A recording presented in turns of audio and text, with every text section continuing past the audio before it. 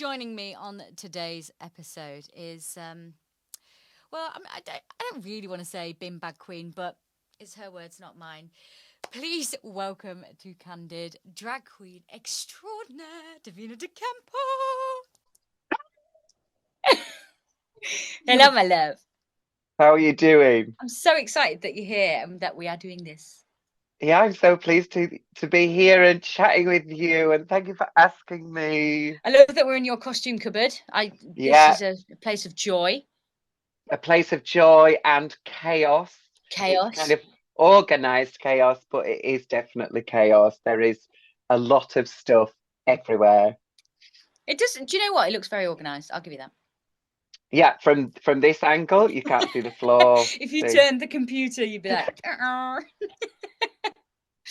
right, let's get this show on the road. Okay, so what did little Davina look like in every sense of the word, not just physically, but everything? Oh wow. Um, Kind of shy. Mm-hmm. Um, and uh, but in a weird way, like so I was shy in meeting new people, or I was very shy around men as well. I was very shy around men. I didn't really like being around men, even as a young child. Like I had a girlfriend when I was little, and Yeah. I remember being, her mum. I wasn't nervous of at all, but her dad, I was very nervous of, and I don't know whether that's um I don't know where that comes from. Maybe that's something for the therapist.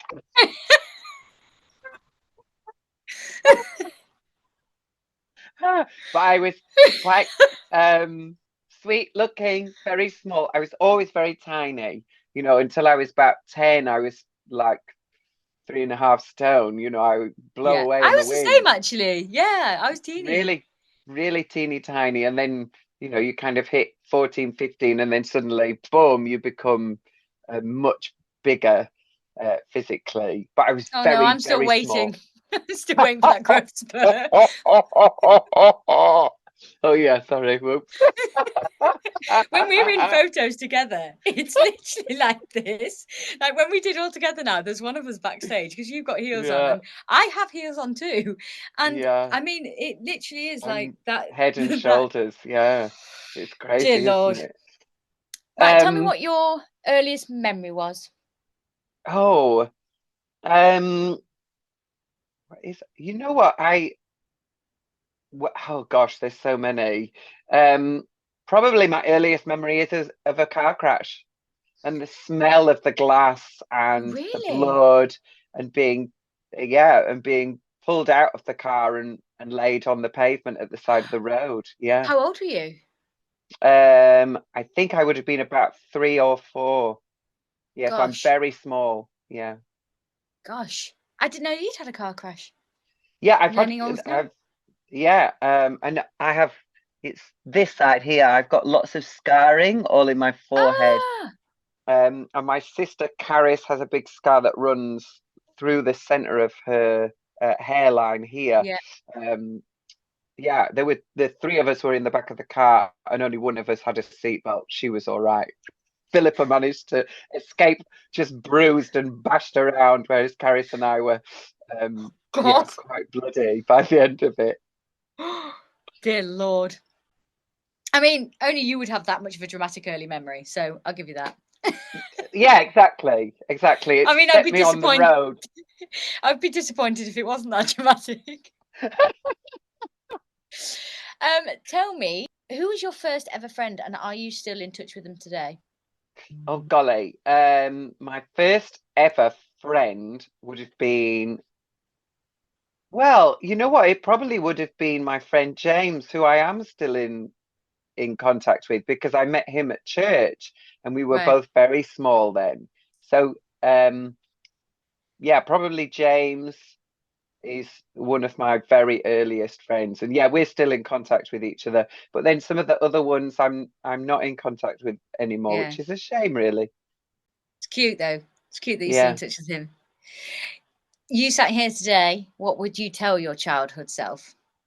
Oh, it's going to be all right. Just keep working. try not to take everything so seriously.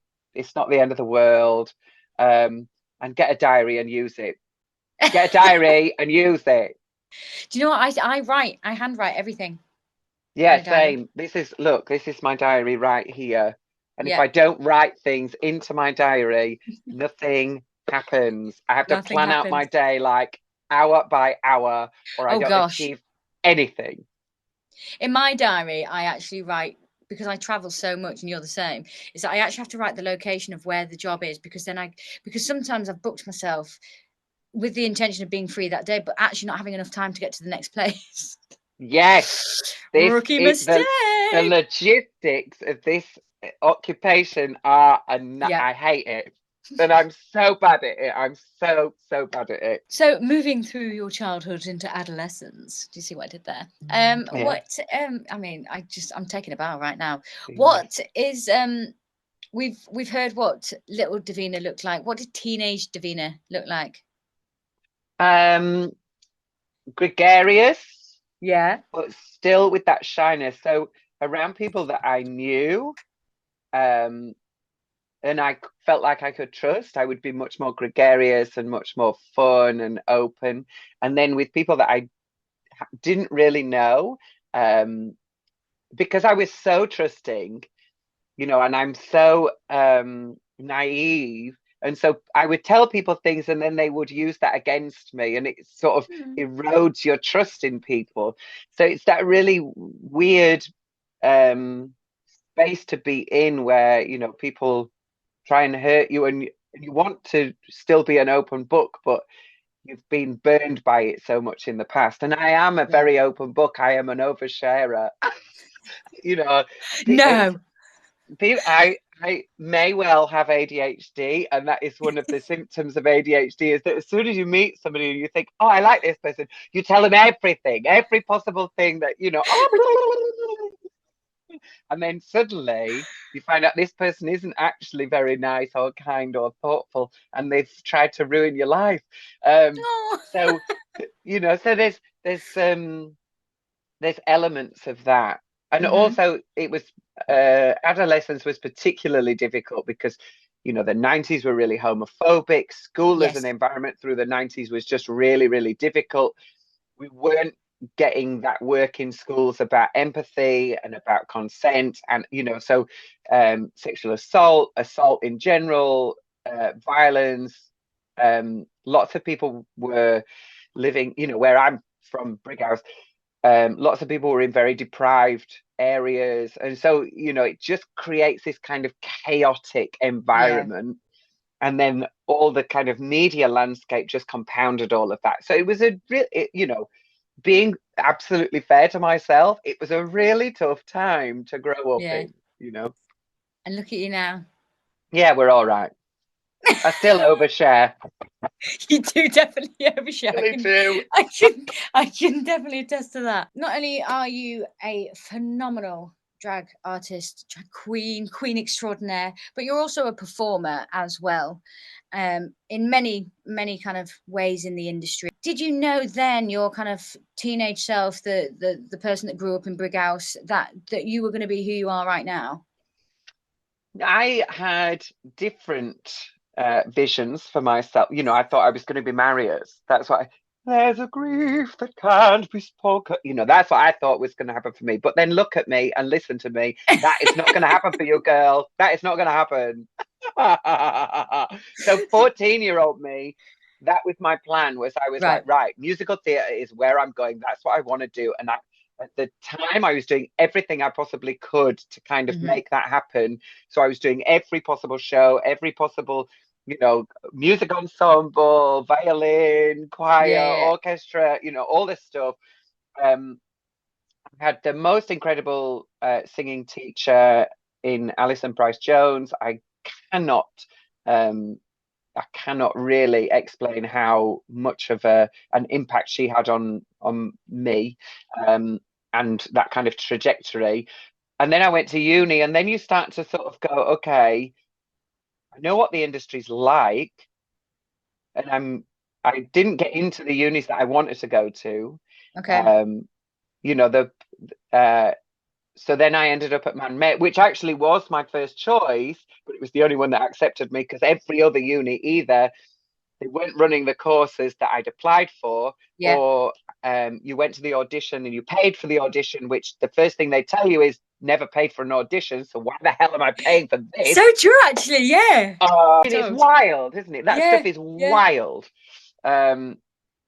Because I'm gonna, now especially, you're gonna get £9,000 out of me. Why the hell am I paying you £25, 50 quid to see me in order to pay you more money? It was That a lot doesn't more make any expensive sense. now. It's like 80 Yeah, quid, I think. yeah. 60, I 80 mean, quid.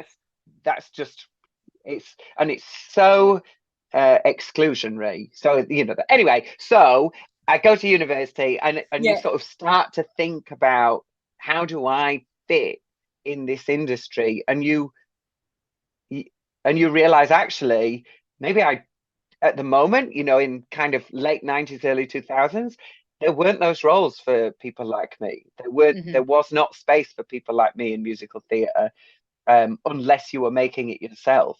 So I sort of went, okay, contemporary dance is more kind of accepting, and that kind of drama side of stuff is more likely. And so, over the past 20 years, more of those roles that I'm suitable for have Yeah. kind of popped up. So it's taken me 20 years, but I got to where 14-year-old little me wanted to go. 26 years. It's taken me 26 years. Oh, that's a long time. Maybe in all of your life, but just because you were so specific on work, is what has been kind of the biggest hurdle for you? Making enough money. Yeah. Yeah, making enough money. Mm-hmm. Like, people are always like, oh my God, but you love your job. So it doesn't matter that you're eating beans once a week and you can't afford to put the heating on because you love your job. You Yeah. love your job. Yes, I do. But that doesn't mean that I don't need to eat or pay bills or and as I'm saying about, it's really exclusionary to people. The arts are, for the majority of us, unless and I am from a middle class background. I am, I'm Yeah. from a middle class background, and I'm in a really fortunate position that um financially, me and my husband are really stable. We're in a really great position. Mm. But that is not the case for most people in this industry. Most people No. cannot just go, right, it's okay if I don't have work for 3 months. If you're from a working class background, it's unlikely that you're 3 months out of work, you can just go home and live with mum and dad.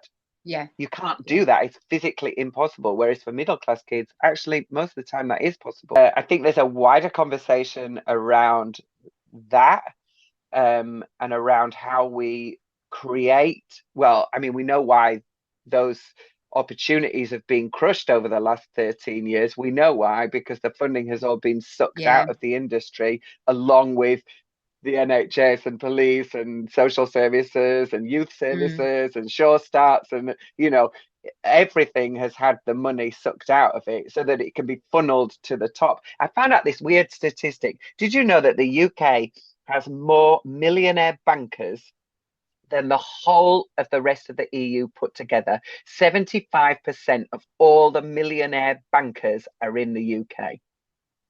Stop now. Isn't that wild? So it's not that there isn't any money to pay for this stuff. It's that the money that that there is there to pay for this stuff is going to the wrong people. Tax, tax, tax, tax, tax. Do you know what? Your TikTok and your Instagram, you're sat there where you are today, and I just go, oh God, what's going to be said today? I just love it. I love your courage and your bravery of speaking out, because I think whatever you believe in this lifetime, I think that we should speak and have a voice, and you are paving the way for so many people in not just work, but I mean just as human beings, and being open and not being afraid to speak out. I love that. Yeah. Look, I'm really, really fortunate. I I am in, the top bracket of tax in terms of the business that I run. Yeah. I think I should pay more tax. I just do. And I think that people who are in that position should pay more tax. And I think that people who own, 1% of the country owns more than 30 million. 1% of our country That's owns crazy. more in wealth than 30 million people. Like, that is insanity. So That is those insanity. people should be paying more tax on that wealth. And that means capital gains should be at the same level as PAYE. That's Mm. just level the playing field. Talking of change and being kind of a pioneer in yourself as well, I feel that you are paving the way for so many people. Is there anything that you would change or do differently to throughout your life? Oh God, there's so much. Um, there's so much. There's so much. I Yeah. I honestly would have. I worked with this woman, Olivia Tatum, and she taught me so much about being a better person. Right. She was the most incredible manager, and she's a teacher. And watching her work with young people really made me understand that the trauma that I've been through and the difficulties in my life, Hmm. I had been then enacting some of that in, in the way that I am reactive with people, Yes. Yeah. you know? So um so I would have got therapy a lot earlier and learned how to deal with some of that stuff and behave in a more rational and thoughtful way. Right. The world is so frenetic and we're all under so much pressure all the time to be productive, and 40 hours a Yeah. week is a lot of time. In the Middle Ages, all right, this is another thing. In the Middle Ages, the landowners understood that they needed to give the serfs 150 days off a year, because otherwise people don't have enough time to actually live. So we Yeah. have a worse standard of living in terms of our personal time and our Yeah. ability to make decisions than the serfs did in the Middle Ages. That is nuts. That's That is absolutely insane. Yeah. crazy. When you look at our country, we have some of the fewest holidays, we have some of the Yeah. lowest benefits, we have the worst pensions in the developed nations in Europe.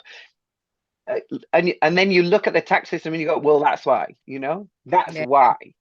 Um, so if we could just stop trying to make people who are a bit poorer than us the the problem, and actually look at the people right at the top who are controlling everything and go, okay, look, I don't want to take all your money. You worked hard, you've made sacrifices, and you've taken risks. Absolutely. But you're using our infrastructure that we're paying for to Yeah. make that money. So you need to put some of that money back into that, because that's how you made your money. What has been your biggest sadness and what makes you cry? Oh God, adverts on the telly make me cry. You little Honestly, cutie. um, what's the thing that um yeah, it is the way that I've behaved with some people. Those are the Yeah. things that I look back at and I go, oh, I think, and also then it's some of my other sadnesses are the way that I've allowed other people to treat me as well. Yeah. That I haven't stood up for myself and gone, no, look, I don't know who you think you're talking to, but that is not how you're going to speak to me, and that is not what this relationship is going to be. And if that's what Yeah. you want, that's okay, but I'm not here for it, so I'm going to take myself out of this situation, Yeah. and you Yeah. can carry on with that mess. It's that double-edged sword of, I should have treated some people better than I have, and I think Hmm. other people should have treated me better than they did. Yeah. Completely the opposite. What is the thing that makes your heart sing? What fills you with joy? Oh gosh, I mean, again, so many different things. um Obviously, doing a job with me would be the first thing you choose, obviously. 100%. Getting to Yeah. see you is a favorite. Um, you know what I really enjoy is I really enjoy seeing other people carving their path. You Yeah. know, I talk about, you have to step into your power. So stop trying to be this thing when Yeah. actually you're this thing. You know, recognize who you are and Mm-hmm. what it is that makes you an individual, and that's your power. That's where you get to fly and And flourish, is by thrive, and going, yeah. what is it that I am that nobody else is, and what can I offer to the world that is, you know, that's, this is my little niche thing that I do, and I do it better than anybody else. Do that. Stop, you Yeah. know, it's great to learn other skills, absolutely, but do the thing that you're really great at, and Yeah. then add those things, you know, to support that.